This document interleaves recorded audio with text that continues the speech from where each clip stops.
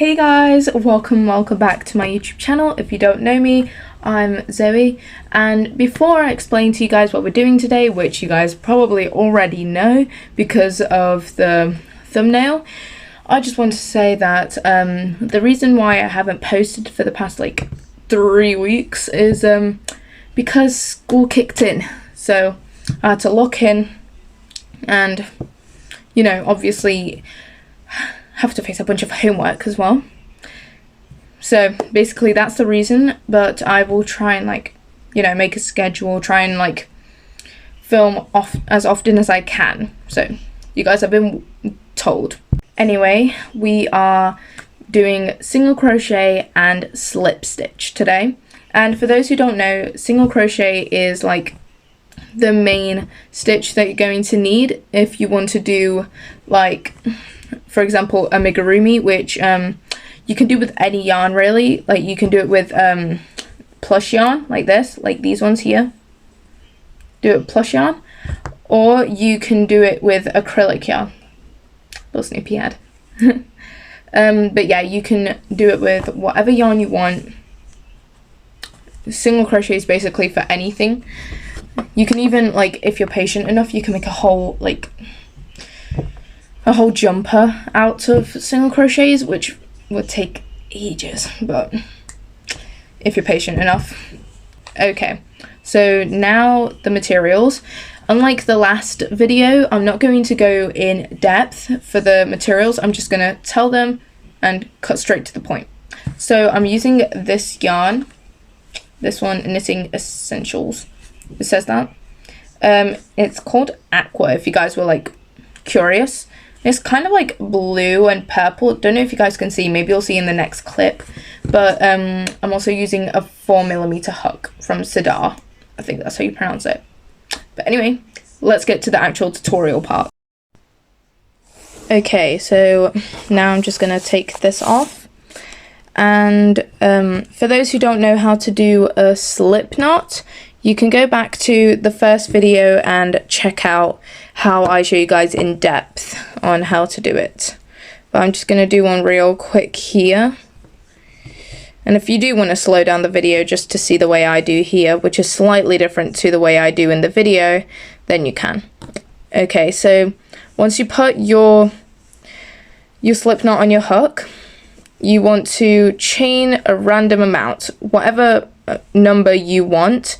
I'm going to chain 10, 3, 4, 5, 6, 7, 8, 9, and 10. Okay, so when it comes to when you start like making a stitch, you will always need one extra chain for basically your turning chain. So I'm going to chain one extra one because I'm not going to use that one.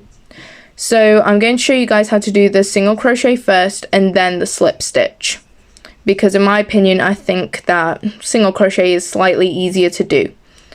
Okay, so the first thing you want to look out for are all these V's. So this is the first one, the turning chain one that I did, the second one, third one, and etc. So since I chained 11, whatever stitch you're doing, you should have one less than the amount you chained. Or if you're doing a different stitch, that will be in the next video. It will be multiple. It will be more chains that, you know. So basically for single crochet, you want to always skip the first chain, which, as I said, turning chain.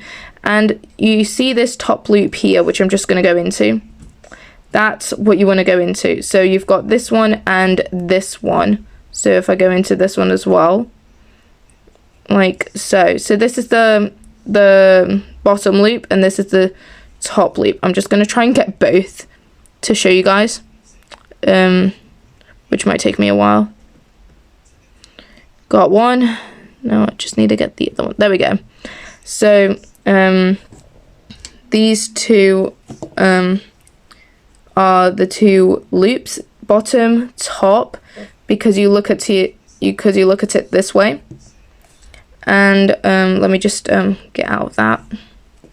You want to basically go into the top loop here, as you guys can see, and yarn over like you do in chaining. And you do want to hold on to your work so it doesn't become like all floppy and stuff. So like you did in chaining when you pulled through, you want to twist your hook slightly to grab the yarn closest to it and pull it through that first loop, aka the chain. So now you've got 2 loops on your hook, and what you want to do is yarn over again and pull through 1 and pull through 2. Now if this is a bit harder for you to do by pulling through both of them, I'm going to show you another way of doing it, kind of like I showed you guys in the chains. So again, I'm going to go in the top loop like so, yarn over.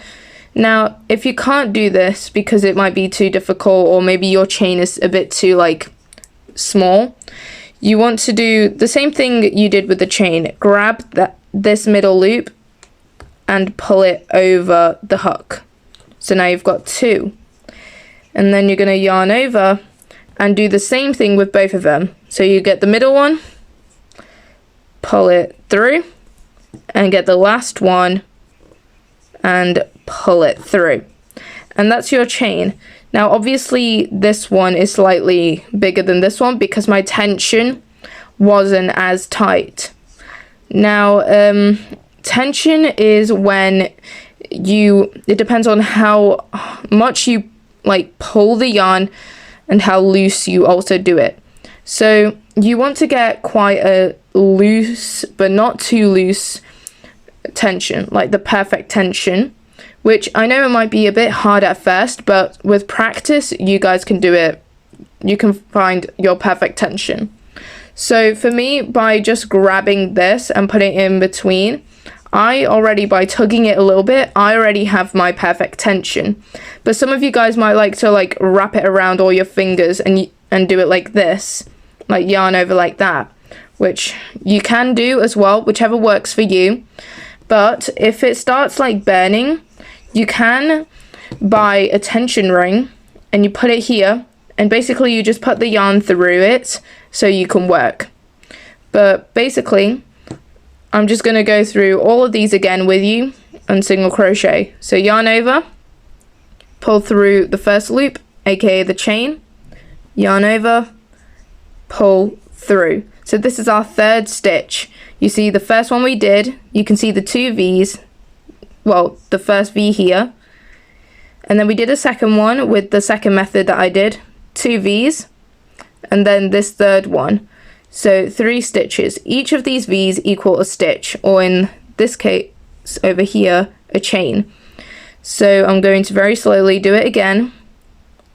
Go through the loop, yarn over, pull through 1, yarn over again, and pull through both. Now if it's a bit hard to pull through both at the same time, you can pull through 1, then pull through the second one. So I'm just going to do the rest whilst you guys practice. And as I said before, you can do as many chains as you want, but I don't want you guys going to like 50 or 100 to like do like those amount of single crochet. It's best if you guys start at like 10 like I did, so you get a good practice going through the chains. Now the chains, sometimes it is like the hardest part of doing this. It's still easy, but the rest of the piece is going to be easier. So I'm just single crocheting all the way through like so, and I'm on my second to last, I think. No, my last. I'm on my last chain here, yarn over, pull through 2. Now depending on how you did your slip knot, sometimes you can just pull at the knot and you can close that little gap that you might have over here.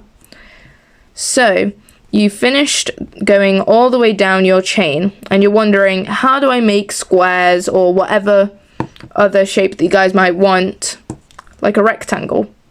Well, remember how I said that we have a turning chain here, one that we didn't use? Well, we're going to do the exact same thing whenever we want to add a row.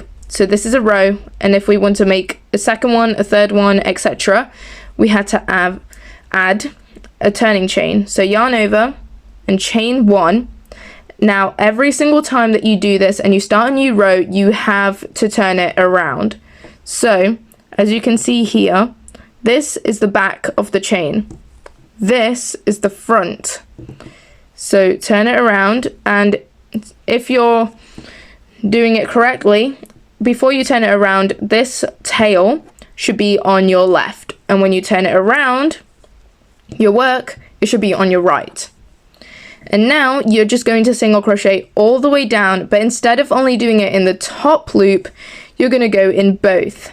So again, skip the chain, never go into the chain, and you're just going to, this is going to be easier to do. So you're going to go into both loops, as you can see here, both loops. So now you've got 3 loops on your hook. Just going to separate those. Yeah, 1, 2, 3. Yarn over, pull through the 2 loops, through the stitch, then yarn over, pull through. And that's your single crochet on top of that one. And then you can go all the way down again, like so, single crocheting on top of those other single crochets. And then you can do this for as much as you want. And basically, if you wanted to start any first beginner project, if you wanted to do like a scarf, for example, with yarn that looks like this, then you could chain either a small amount and chain and single crochet the length of the scarf, or you could chain the length and single crochet the width. So basically you're just doing single crochet all the way down. Then when you've finished on your row, you're going to chain 1. Remember your turning chain, don't work into it, turn around and repeat. Now, if for those who are asking on color change, which you might be wondering how I changed colors on this and many other projects, I will make a future video teaching you guys how to color change. So I'm almost finished here. Second to last stitch and my last stitch. Now, if you suddenly forget how many stitches you're on, like let's say you're counting, blah, blah, blah, blah, 1, 2, 3, oh, I forgot how many stitches I've got in total, then you can always use the V's to count. 1, 2, 3, 4, 5, 6, 7, 8, 9, and 10. Remember, I chained 11, and I did not start single crocheting in my 11th chain. I started from my 10th. So yeah, that's how it looks like. Now, if suddenly your it starts looking kind of like a trapezium, like it's starting to increase like that, you might want to go check back and count all your stitches again. Now, this is what an increase is called, which I will show you guys how to do this when you actually want to do it, but sometimes you might go into the same stitch again and do another single crochet. So as you can see here, it's kind of going a bit outward, as you guys can see. So I'm going to take my hook off. So here it's relatively straight. This is only the turning chain that is making it look kind of wonky, but it is straight, the side straight. And this is the wonky side. You can definitely tell the difference. I'm just going to fold it here, and you can see that this bit is longer.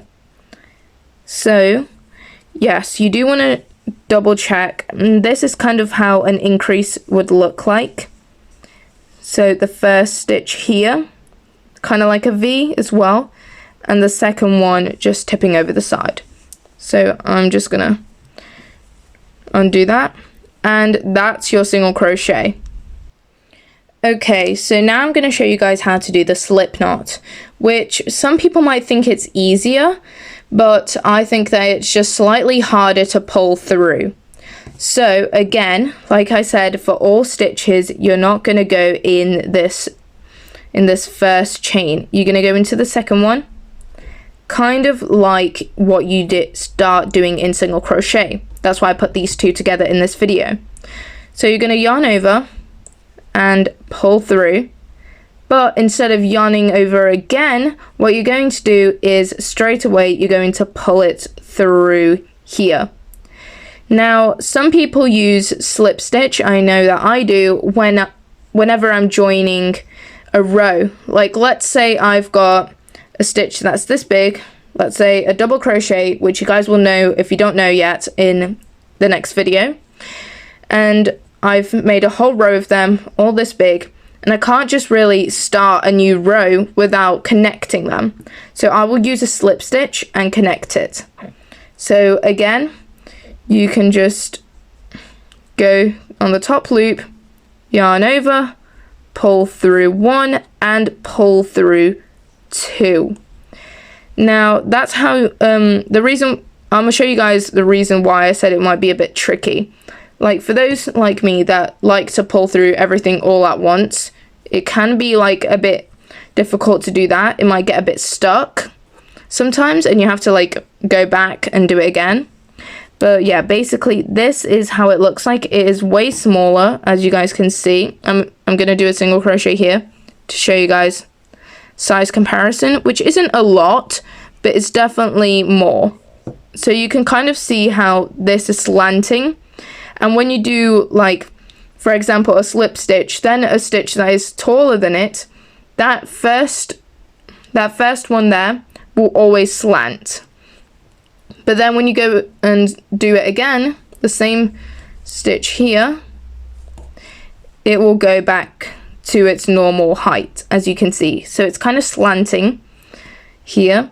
And if this could be another issue for you, if you like see that your work starts to increasingly get bigger as you work, it might be because you might have accidentally done a different stitch.